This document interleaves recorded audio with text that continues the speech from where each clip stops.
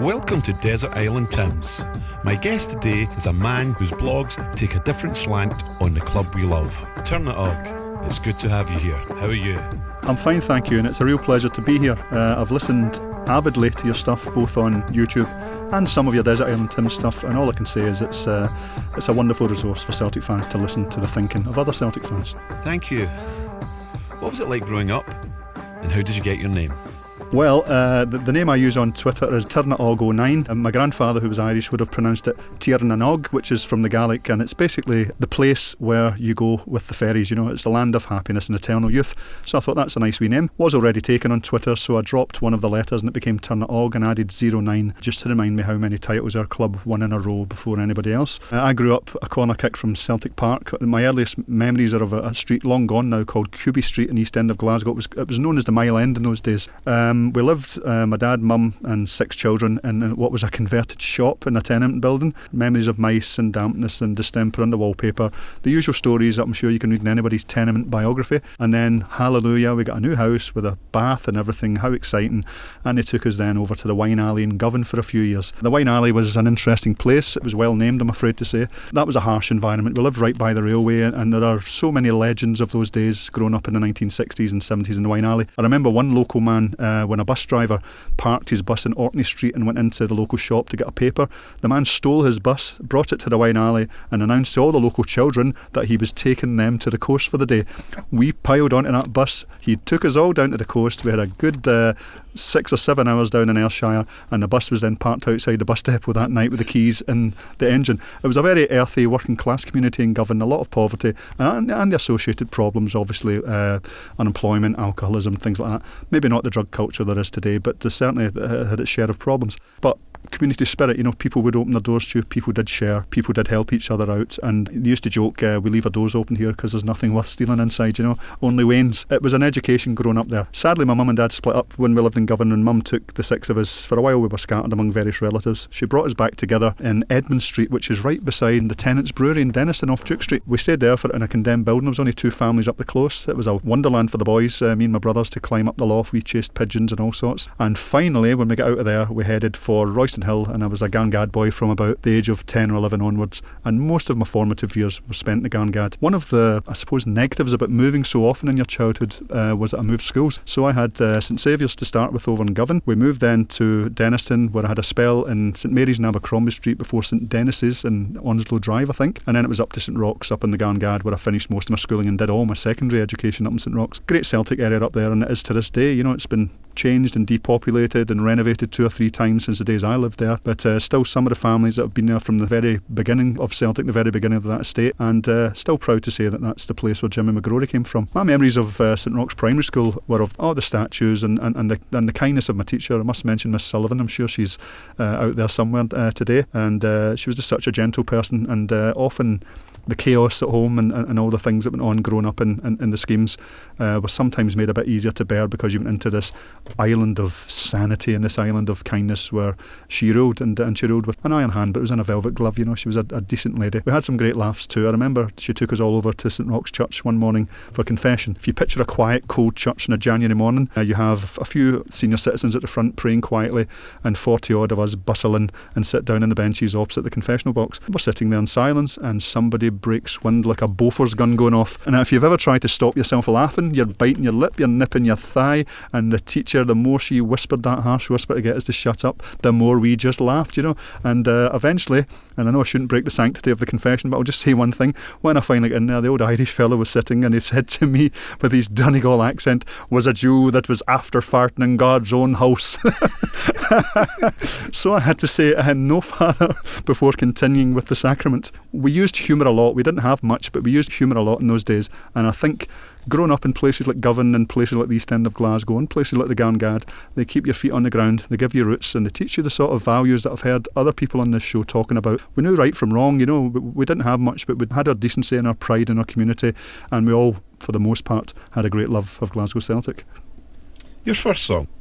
My first song comes from U2. I heard U2 many years ago. I bought the album War way back in the days when the LPs were in fashion, and my children look at the LPs and they'll often call them the big CDs when they were growing up. U2 had released a song called One, and I thought, how poetic. I enjoy writing, and I could appreciate the skill and craftsmanship that went into writing lyrics like, have you come here for forgiveness? Have you come to raise the dead? Have you come here to play Jesus to the lepers in your head? I mean, stunning imagery, and I thought that can't be beat. But they re-recorded the song with Mary J. Blige, and I thought they have just beat it. They've added that extra 1%, and I think it was maybe because it went from a monologue to two people talking in the song. And Mary J. Blige adds a new dimension in terms of her soulful voice. So this is U2 and Mary J. Blige and One. That was One by U2 and Mary J. Blige. Who were your influences and heroes? Growing up in a working class family in Glasgow, I can remember as a boy, my dad loved Muhammad Ali. I think he liked his outspokenness, a man who had come from a culture where there was great prejudice against the African American community. He told me the story once of Ali coming back from the Olympic Games with his gold medal, proud as punch, into the local Woolworths restaurant with his USA tracksuit and his medal around his neck, and he was told to turn around and get out because it was a whites only restaurant. Ali then took his medal to the local river and threw the medal in. Thankfully things seem to change, certainly at an official level in America. Prejudice is something we may talk about later, but it needs educating out of people. You can't legislate it out of people. But anyway, at the Atlanta Olympics many years later, an older Ali was invited along to the opening ceremony, and he was given a replacement medal, and I thought that was very appropriate. But my dad liked Ali because he was so mouthy and so funny, and stood up for the people he saw as being oppressed. Maybe it was the Irish in my dad. His dad was a County Clare man. My mum was really into Tom Jones, so that blasted out of the old radiogram. I remember them carrying that in one day. It looked like a big 6-foot long coffin. It had a record player on top and a radio on the side, and we all stood amazed watching the new technology. My, how things have changed today. John F. Kennedy to a degree as well. He was another example of what I guess immigrants can achieve if you give them enough time, and maybe if you look at the history of the Kennedy family, mind you, they didn't always use honest methods to get where they got to. My hero, if I had to say growing up who my hero was, it would have to be Jock Stein. Jock just had the answers. Jock was walking up the street, Sauchiehall Hall Street one day, as one of his biographies tell, and a man shouts at Jock, "You only won European Cup because you had 5 Protestants in the team." Jock turned round without having any time to think and said, "And how could you not win it with 11? So Jock was ready for them. Jock came from the mining communities of Lanarkshire. He knew what comradeship was down the mines. He knew the men had to stick together regardless of politics or religion or anything else. Often their lives could depend on it. He came from a very harsh environment. I like to blog about Jock because he is my hero. You read in my blogs one called A Touch of Steel, where Bob Kelly entered the Celtic dressing room before the 1965 League Cup final with Rangers. Kelly knew Rangers were a very physical team then. They were skillful too. Let's not stereotype them as only been muscle, because they weren't. But Kelly told them, "Remember boys, you're playing for Celtic today. Represent those shirts. I don't want anybody booked. Be gentlemen, sporting, don't cheek the referee, etc." As soon as the door was closed, Jock Stein told him, "Right, forget all that baloney now. You go out there and you go through your opponent. You make sure he knows he's in a game." And in the first minute of that match, Young, the Celtic fullback, went right through Willie Johnson, left him in the ash track at Hampden. And from that moment on, Celtic had just said to Rangers, "Pretty football's fine, but if you want to scrap, we're ready for it now. You're not going to bully us anymore." And Jock, in a way, was a great symbol for Celtic, a great symbol for the renaissance and the rebirth of the club we all love. If you look at from World War II through to Jock Stein arriving in 1965, Celtic had perhaps a handful of trophies, maybe 4, 5, 6 trophies in all those long, bitter years. They suffered humiliations, they suffered hammerings, they suffered going out of the cup to teams they should never have lost to. But Jock brought those talented youngsters together. Training was no longer just jogging around the track and hiding in the jungle for a fag. He brought scientific methods. And if you look at Jock's playing days, Jock was one of the few Scotsmen who took the time to go to Wembley in 1953 to watch Hungary play in England. Jock always said that was football as it should be played. It was pass and move football. It was ball on the deck, play to your strength, skill, movement. England lost 6-3 at Wembley, the first foreign team ever to beat England on English soil, apart from the home nations, Ireland, Scotland and Wales, etc. So England thought, this is a one-off, we'll play them again in Hungary. That's obviously England didn't play well today. England lost 7-1 in Budapest the following year. The Hungarians announced that he was a new style of football. He was a style of attacking play that was going to have the old days of a 6'4" centre-half looking very, very archaic.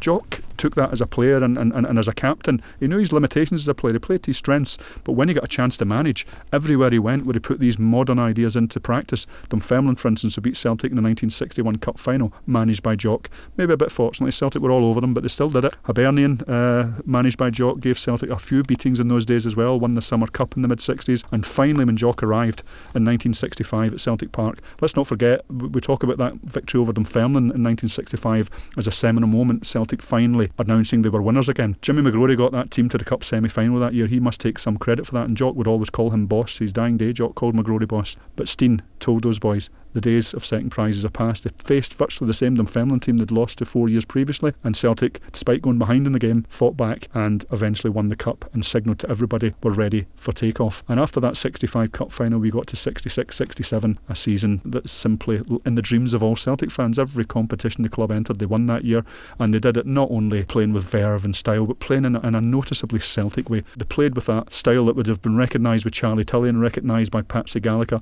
They played it with players like Jimmy Johnson and Murdoch. They played it with guys that could get physical if that's what you wanted, but they also played football that anybody watching a match would say the best team won today, and I'm glad they won because they played football the way football should be played. And I think people like Helenio Herrera got a big surprise when they saw these pale boys from the west of Scotland show up to take on his superstars in Lisbon, and that was Jock's peak. Jock wasn't infallible. I'm sure he underestimated Feyenoord in 1970, for instance, but Jock defended these people. He said he loved to see the Celtic fans having some success, and he would give them that success by making the team successful.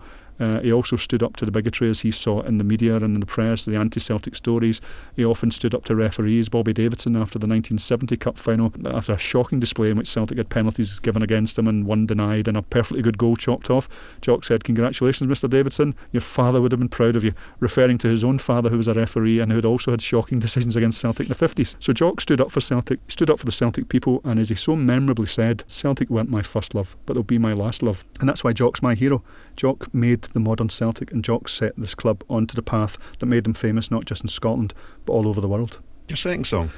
My second song is related to one of Jock's players, the peerless Bobby Murdoch. If you can imagine taking the physique of Victor Wanyama, add into it the passing ability of Paul McStay, and just for good measure throw in a bundle of goals as well. That was Bobby Murdoch. Bobby was the engine of the Lisbon Lions. Bobby made Celtic tick. Bobby was often picked up by foreign scouts. I remember the AC Milan manager saying, "Murdoch is Celtic." It's as simple as that. But try as they could very seldom shackle him. He was a brilliant footballer, a man I had the pleasure of meeting on 6 or 7 occasions in his life. But when Bobby passed some years back, BBC Scotland, I was watching it on the news, and at the end of the show, the sports reporter said, "Let's remember Bobby Murdoch," and they played a montage of images of Murdoch scoring and lifting trophies and strutting his stuff when he was at his peak as probably one of the finest midfielders in Europe in his day. And along with that montage, beautiful montage, a great tribute to a great player, they played the song "Fields of Gold" by Sting, and every time I hear the song it reminds me of Bobby Murdoch, and it reminds me that I should just be happy to say I saw that guy playing, and he was an ordinary man from the streets who played for the club he loved and who played with such distinction. So it's "Fields of Gold" by Sting. That was "Fields of Gold" by Sting. What are your earliest memories of going to Celtic Park?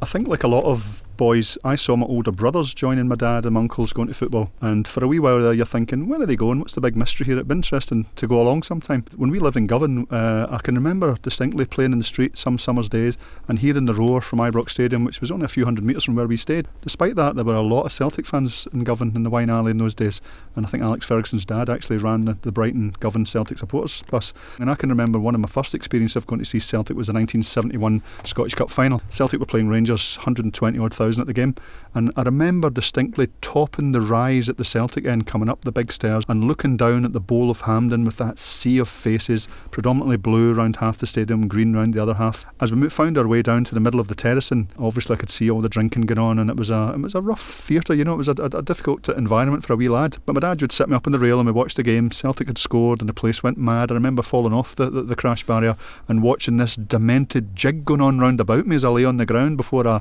strong hand grabbed me by the scruff of the neck and pulled me back to safety. I can also remember that game finished a draw. Rangers scored late in the day. I think it was a certain super scoreboard pundit who bundled in a lucky equaliser. But what I remember about that was when the Rangers end exploded on that equaliser going in, there was the flash of all their hands as they jumped up, and about a second later the roar. It's funny how the sound wave travels up the pitch and hits you just a second after you've seen them actually do the roar, as it were. It just left me dumbstruck to hear this racket, so many people, the singing and the noise and the colour. But also on the way home I could see the venom too, you know. There were clearly issues where you needed to stay close to your dad in those days and your uncles. And I remember when we started to go to Celtic Park, we would get lifted over the old turnstiles. My dad and his brothers liked a pint, and we would often, us boys, be sitting outside the straw house at Parkhead Cross, and occasionally the door would open and he'd be there looking slowly more drunk, handing out the lemonade he'd nicked off the bar. We weren't alone, you know. There was maybe 15-20 youngsters sitting waiting for their dads to come out. And if you were very lucky, you would come out at 10 to 3, and we would sprint down Springfield Road and get lifted over. My dad never liked parting with his money at times. I can remember getting lifted over even when I was about 12 or 13, I was almost the same height as him, We would go into the old jungle, down the front of the old jungle, or the Celtic end, and there was a time in the old Celtic Park when you could actually move round behind whichever goal Celtic were shooting into. So sometimes big sections of the crowd would migrate round behind to the other end and watch the play from there. But there were great days because Celtic were successful, and we had some years where it was less so. But we saw some great players growing up, the tail end of the Lisbon Lions into the Quality Street kids, guys like David Hay and Dalglish and Danny McGrain, even forgotten heroes like Vic Davidson and George Conley. These were guys that could play football. They'd been tutored the right way. They'd come through the excellent Celtic youth setup at the time. And it just looked as if Big Jock was there, everything was just going to go on forever. Of course, nothing can go on forever. As the good players dried up to a degree by the mid-70s, and I'd started by that time going to football with my mates as opposed to going with my dad, and that's always a new experience because you come slightly more vulnerable when you're with a group of teenagers than you were when you were with your dad. Barrowfield could be hair-raising at times, you had to time it just right in those days to get into Barrowfield. They had old railway arches there, and I can remember one day going to see Celtic play Partick Thistle, and we showed up a bit early and it was a bit quiet, and the Barrowfield lads were sitting, many of them with Celtic scarves on, I hasten to add, sitting on top of the railway arches holding half bricks in their hand saying, just put 10 pence in the ground and move on. So we were kind of mugged by our own supporters going into Barrowfield. So the moral of the story in those days going up the Jane Field Street was stick with the crowd, as it often is today as well. It was a very masculine world. There were very few women to be found in the jungle and places like that in those days.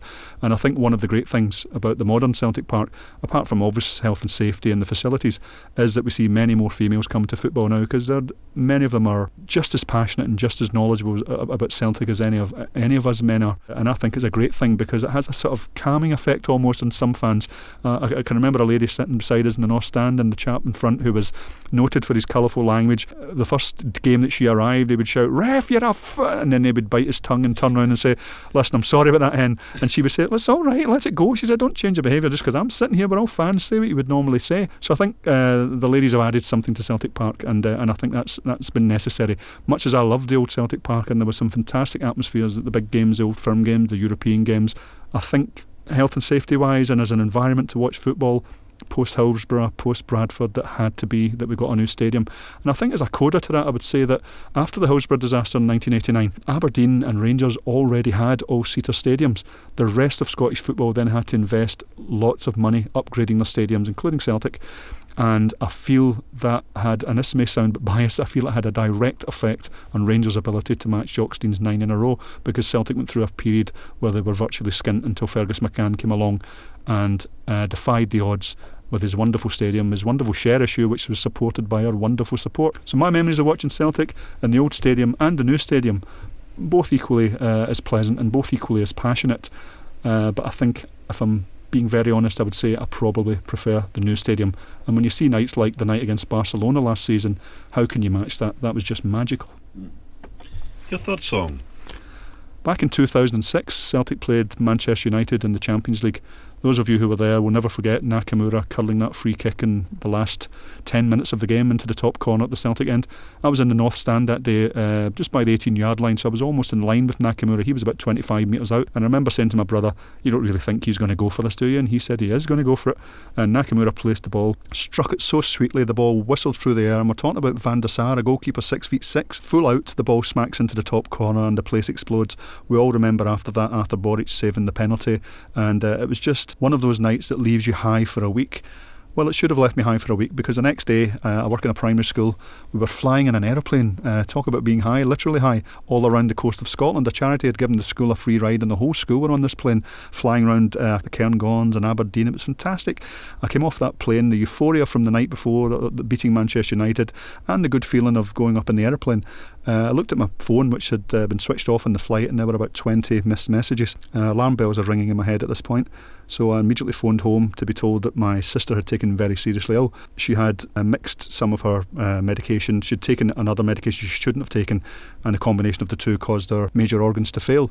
Maggie was our surrogate mum, my own mum, who brought us all up on her own for the most part. Maggie was always the older sister that did the meals and cleaned the house and looked after us and sorted us out. As she lay in the Royal Infirmary in Edinburgh waiting for a liver to become available, which would save her life, it really brought home just how mortal we all are. Sadly, she was the one person in 4 that the liver transplant's unsuccessful, and we lost her. So I'd gone from the euphoria of the Man United game, which seems paltry and insignificant when it comes to losing a family member, to losing my sister that same week. Margaret was a great churchgoer.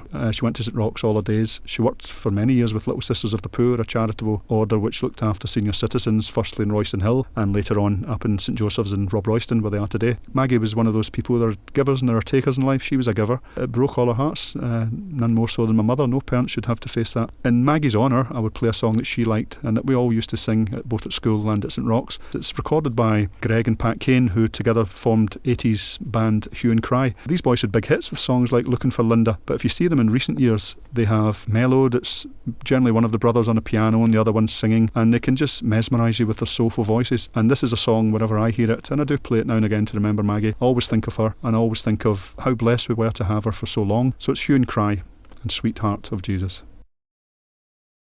That was Sweetheart of Jesus by Hue and Cry. What irritates you? What irritates me, I suppose, are some of the things that irritate most rational human beings. Obviously, bigotry, racism, sectarianism, a lot of those isms that, shall we say, less enlightened citizens in every country in the world get up to irritate me, because if ordinary working people are going to improve their environment, their job prospects, their housing and everything else, the last thing they need is to have false divisions planted in them, scurrilous divisions like religious denomination or race, because, I'm a great believer in the old Burns adage, a man's a man for all that, and we are all God's children if you're a believer in that way, and if you're not a believer, then we are all human beings and of equal worth and equal dignity. I once heard a chap on holiday saying how much he hates Germans, and asked him how many he'd met, and he actually said that he hadn't met any. I said, well, there's 90 million out there, you should give it a try someday, you might actually surprise yourself. So that sort of small-mindedness, where whole groups are written off, I'm not a politically correct person in the sense that I know anybody can make a gaffe when they're speaking, and a lot of people are very guarded about what they say these days. Working in a school, you'll hear the odd things said by children, and you do have to quietly explain to them without being dogmatic about it how these things can be hurtful to other people if they hear these things.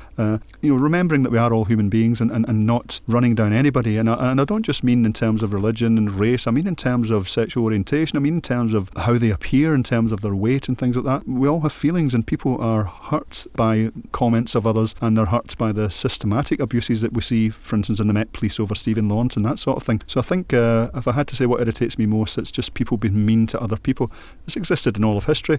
It exists everywhere, and every group's got it, and we would be foolish to say that the Celtic support doesn't have its fair share of unenlightened people. I can well remember the foolish young man making a gesture at a football match at, I think it was El Hadji Diouf. I'm sure he'd regret that to his dying days. It was plastered all over the tabloids, and if we could turn back time, I'm sure he's chastened and more experienced and wiser now, and he wouldn't do that. And that's, I guess, how I see some of my blogs explaining these things to a degree to Celtic fans. Celtic's for everybody. As a singer once said, it's not where you come from, it's where you're going. Our history is in the Irish diaspora, that's fine, I accept that, but your history is your home, it's not your prison. We're open to so many people now, and since the Steen days in the 60s when Celtic became a world force and were noted for playing elegant football, we have a fan base now that has grown way beyond the west of Scotland Irish population. I remember meeting a man from Fraserburgh who says that Fraserburgh has a lot of Celtic fans despite not really having any history of an Irish settlement or anything of that nature, but simply because Jock Stein took his Celtic team there to play a benefit match for the Fraserburgh lifeboat disaster in 1970. Big Jock, a miner himself, took his team up there a week before the European Cup final and played most of his first teamers against the local non-league team and raised thousands of pounds for the families of those who had lost their loved ones in that tragedy. So that man from the north of Scotland, no Celtic history in his family until his dad saw Celtic play up there in 1970 and brought his son up to be a Celtic fan. Celtic should be open, and all of us, I think,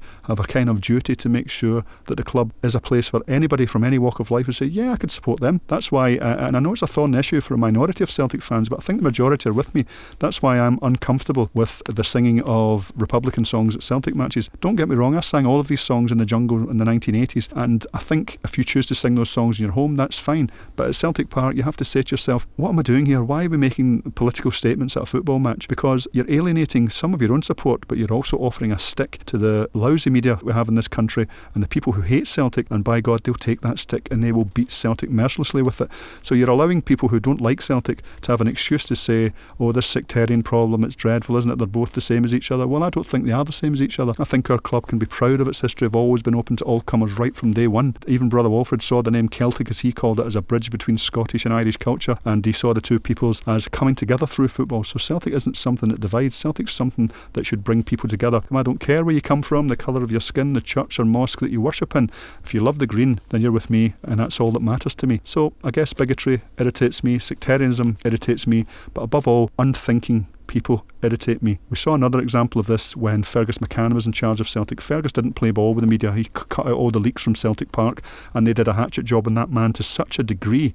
You'll remember the Saddam Hussein image in the paper beside McCann's image, and it said underneath, one of these people is a despotic dictator and the other one is Saddam Hussein. Scurrilous. We saw it with Neil Lennon as well in the media beside a picture of the taxman. Who is more hated at Ibrox? What sort of reporting is that? But you must rise above it. Fergus McCann saw a minority of our fans didn't rise above it, and when he unfurled the league flag, our first league flag in 10 years, some of the stadium actually booed the guy. They booed the guy that saved the club, that built the stadium and made them champions, and that was all down to unthinkingly accepting what the tabloids say. All I want from any Celtic fan is think for yourself. You'll come to the conclusion, like many of us do, that some of these radio shows and some of these rags aren't worth reading. You'll get better information online from the Celtic family. You've got all sorts of opinions, but at least then you have people who you know don't have an agenda and who are actually trying to get the truth out about Celtic. So educate yourself, that's what I say.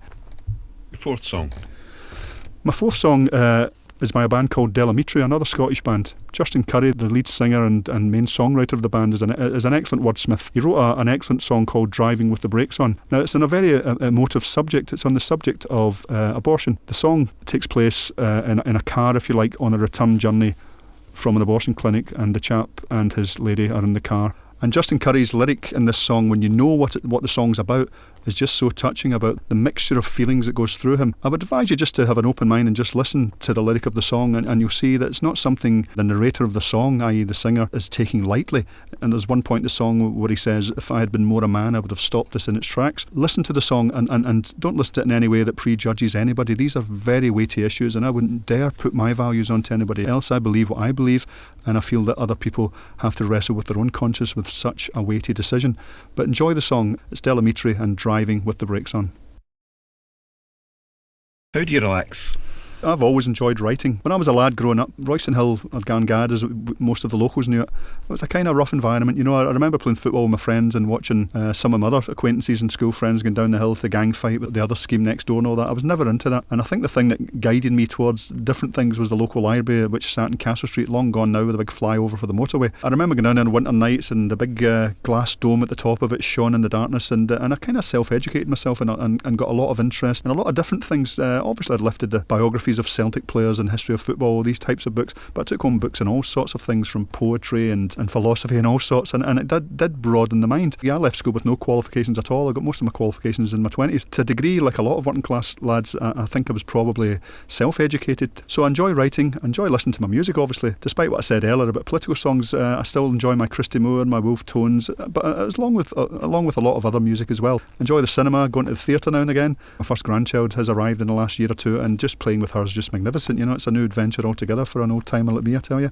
So I still enjoy my books, but I do enjoy writing, and I do write a lot of, obviously, blogs on Celtic and things that take my fancy at that given date, but also write non-football stories, short stories and poetry and things like that. And it's occasionally Celtic will crop up in one of my poems, and my poems are often instigated by things I see and hear around me in Glasgow. Point in fact being a poem I wrote called Love in Glasgow, when I was sitting behind a chap on a bus as he was chatting up his lady. Both of them were, shall we say, inebriated. He was just doing his best to get off with this girl. I thought he paid her the highest compliment, so I wrote a very short poem, and I'll say it now so you get an idea of what I'm talking about. It's called Love in Glasgow. I know I've had a bevy, but the things I say are true. I've been out with loads of birds, but nane as nice as you. You were gallus at the dancing, you really turned my head, and I bet your pap-toot boyfriend wishes he was dead. But what I'm trying to tell you, doll, and it's no said as a dare, you know how I love a Celtic? Well, I fucking love you more. You can see how I was inspired by that young chap's wooing of his lady on the 38 bus one night and put it into poetic form. So I don't know what his name is, but he's forever immortalised in my PC anyway. So I enjoyed the challenge of writing poetry, whether it's rhyming poetry or not. I enjoy writing short stories. I enjoy going to see Celtic. How could you not relax? Although I would say some games in recent years, like when Tony Watt's racing through in Barcelona's goal, I wouldn't describe how I felt then as relaxed, and I certainly wouldn't describe it as relaxed when that ball nestled in the back of the net, and I was certainly not relaxed when Barca were pushing in injury time in that game and it was a goal up and we're thinking, oh no, don't blow it now, you know. So yes, I suppose a literary mind, so I like reading and I like writing and I enjoy the theatre and the cinema. Strangely, I haven't had a drink really for about 20 years. I don't bother much with alcohol or pub culture. The smoking kind of drove me out of that. I didn't like that in those days, and ironically now that they've stopped smoking in pubs, I don't really fancy a pint anyway. I still go into pubs, I'll go in for matches and things, but not that often. So no, I'm a bit of a homebird and I enjoy simple pleasures, playing with my grandchildren, reading, writing, and of course watching the famous Glasgow Celtic. So your fifth song? My fifth song was written by Brian McFadden, who I think was in Westlife or one of those boy bands. Ireland went through a real revolution in terms of how most of the population see the Catholic Church there. And most of this has been brought about by a variety of scandals and cover-ups and just generally feeling that the hierarchy has let them down. And Brian McFadden wrote a song called Irish Sun a few years ago. The song basically says that it's time to open your mind and think for yourself, and it's time to realise that respect, which was once given to clergymen just for the fact that they were clergymen, should be earned, that people should, by their good works and by seeing that they're decent people, gain the respect of their people. I'm not for a moment suggesting that any more than a small minority of the Irish Church behaved badly, and most of them sadly were in the hierarchy, but there was some appalling behaviour during the abuse scandals of the 80s and the 90s, and some are going right back to the 1940s and the cover-ups, etc. So Brian McFadden has wrote this song, if you like, to say that this was a religion that I was born into.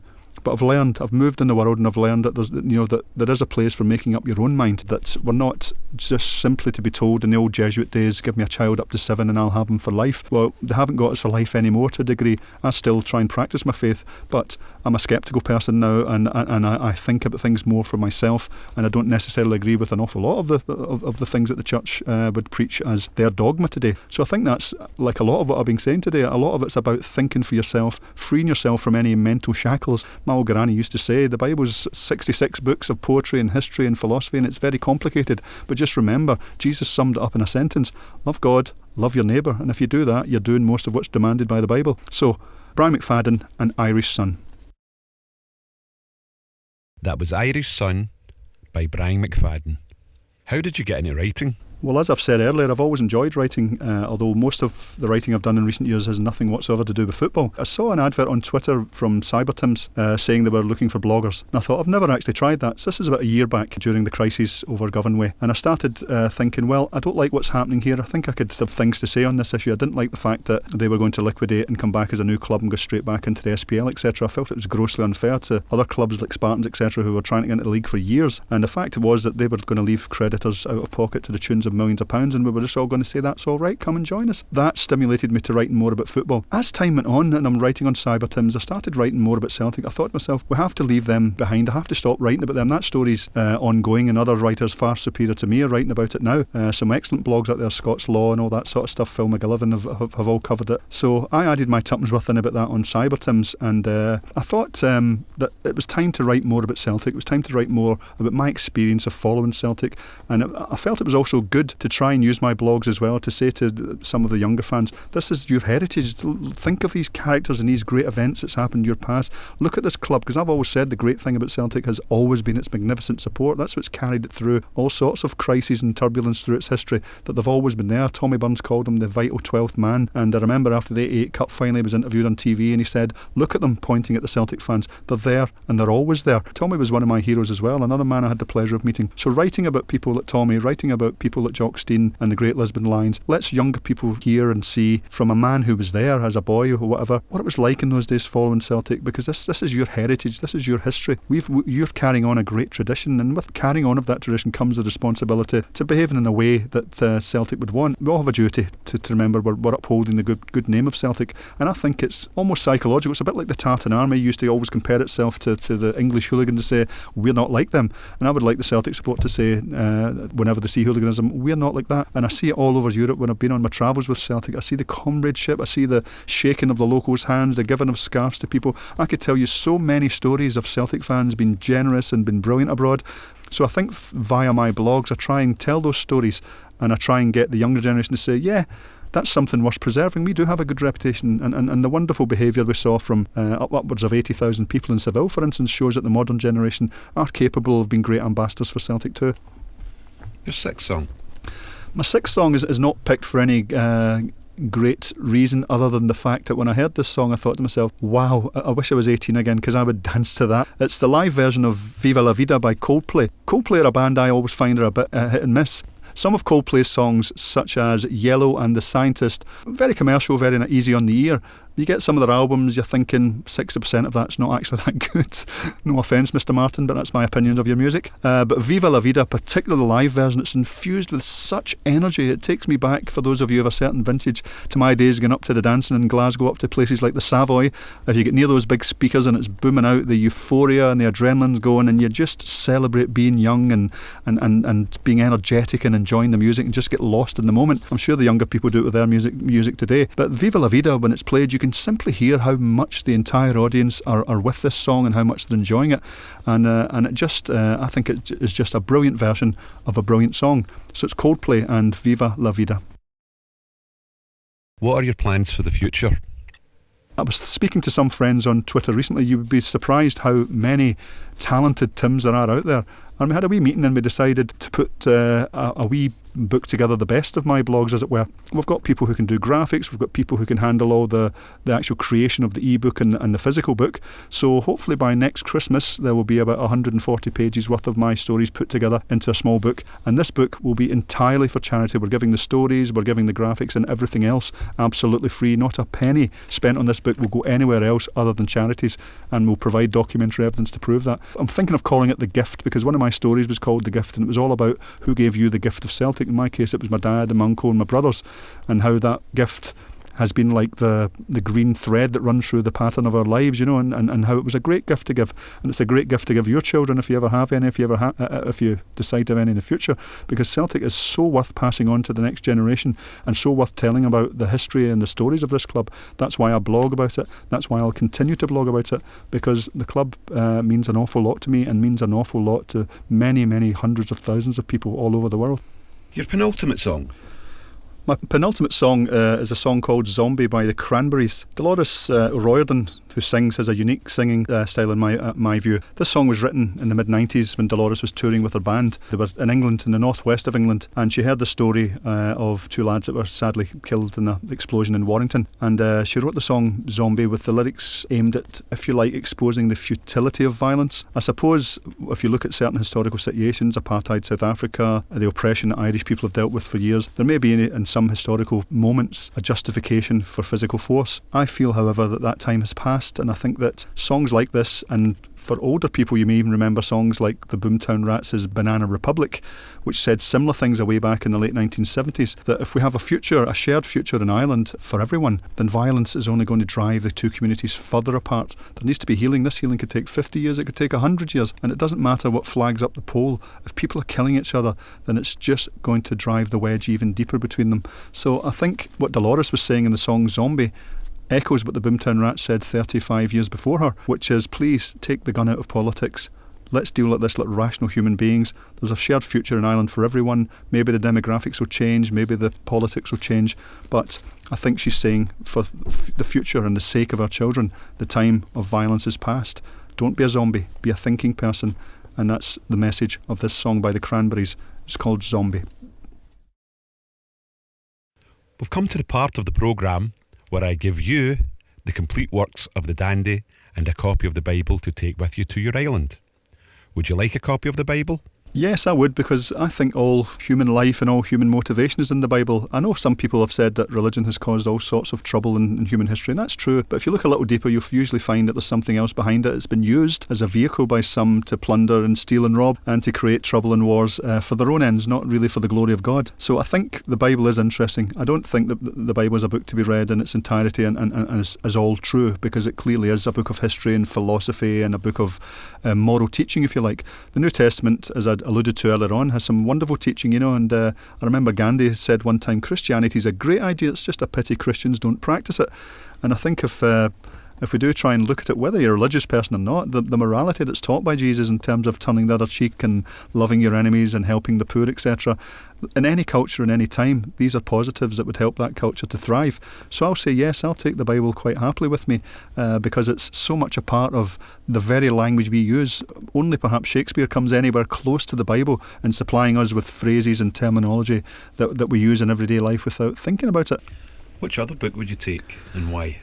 That's a very interesting one. I thought initially How to Build a Raft might be a good one, but I suppose, much like the Bible, I think the complete works of Shakespeare. I'm a guy that's been to see the Royal Shakespeare Company perform a few times, and I know there's plenty of my fellow Celtic fans do enjoy that sort of thing and maybe not admit to it as much as they would like to. I thoroughly enjoy reading Shakespeare because I see so much of it that talks about the human values and the human attitudes in the 16th, 17th century that are true today. If you take a play like The Merchant of Venice, when Shylock's getting a hard time basically because he's a Jew, Shakespeare gives Shylock one of the best speeches you'll ever read in literature to defend himself. He says it along the lines of, has not a Jew eyes, has not a Jew dimensions, are we not warmed by the same sun, cooled by the same breeze? And he's basically saying to the people who hate him because he's a Jew, we're human beings too. And that's a very important point. And so I'll take the complete works of Shakespeare because, like the Bible, all human life is there too, and some wonderful language for anybody to enjoy. A luxury, something to make your life a bit more bearable on the island. A luxury is an interesting one. I'm quite a clean person without being phobic about it. I do have a shower and a shave every day, and if you do that all your adult life, you end up feeling a bit grubby if you don't do it. So I did think a portable shower, but I thought, well, maybe there's a waterfall somewhere on the island, and we'll manage to get a bar of soap from somewhere.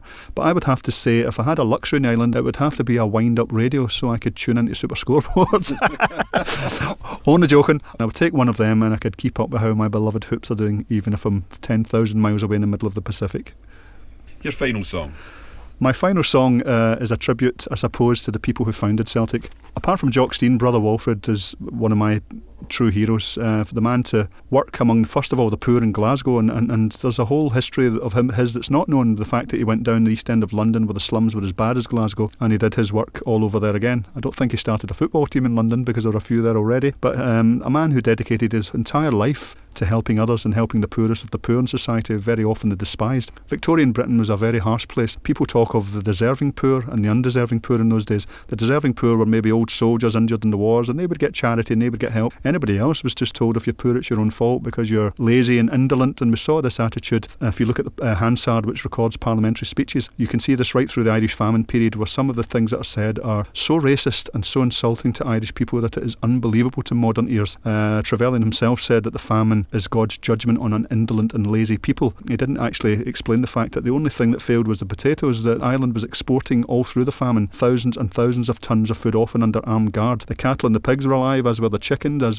and the corn was growing and the barley was growing. We're talking about 1 million people dying and maybe 2 million people having to leave the land to find sustenance elsewhere. If you extrapolate that onto a modern Britain with a population of 60 odd million that we've got today, you're looking at 12 million fatalities. It's astonishing that degree of destruction can take place in a society, and the people who run that society look at the poor and say it's all your own fault. So my last song is a tribute to the people who came to Glasgow, suffered the prejudice they suffered the poverty and injustice that they suffered, but built in a city where there is no famine memorial at the moment. I know an official one is planned, but I'll tell you, you walk along the Gallowgate and you get to Celtic Park and you look, there's the famine memorial to the Irish in Glasgow. It's called Celtic Park, and that place, to me, is one of the greatest achievements that the Irish have achieved in Scotland.